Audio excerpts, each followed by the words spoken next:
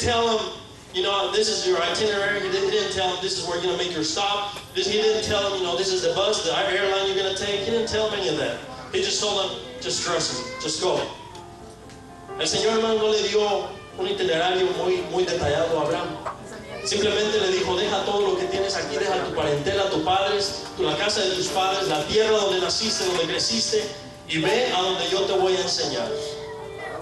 ¿Qué hizo Abraham, mis hermanos? What did Abraham do? By the way, you know that Abraham's name was changed later on. Does anybody know why? ¿Alguien sabe por qué el nombre de Abraham fue cambiado después por Dios? Anybody know why? It was made longer. It wasn't just Abraham.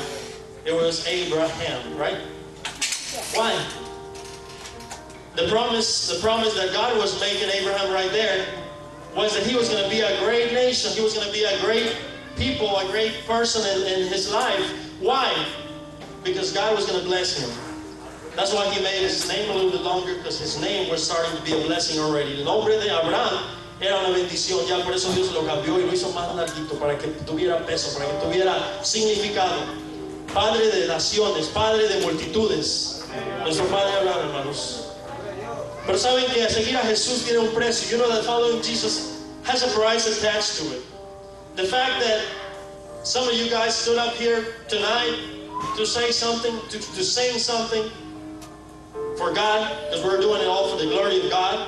You know, that has a price attached to it. It's not easy getting up here. It's not easy getting up here and speaking to the congregation. It's not easy getting up here and singing to the Lord with all your heart. It's not easy because there's a price to be paid. And Jesus paid that price. El precio, hermanos, que cuesta seguir a Jesús no es fácil. Por eso digo, los jóvenes que se pararon aquí al frente pagaron un precio en esta tarde. Porque el punto de estar aquí arriba no es fácil hacerlo. No es fácil pararse acá a veces, cantarle a Dios. Y no nada más es pensar en cantarle a Dios, sino entregarnos a Él con todo nuestro corazón. Es muy diferente nada más pararse aquí muchas veces y hacer lo que uno quiere. Por eso cuando nosotros venimos a la casa de Dios, tenemos que preparar nuestros corazones, decirle al Señor, ten mi corazón, Señor, prepáralo, transfórmalo. Si hay algo ahí que no tenga que estar ahí, tómalo.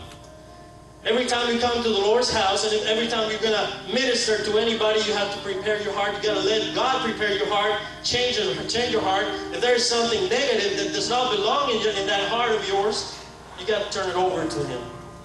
Because there's a price attached to following Jesus.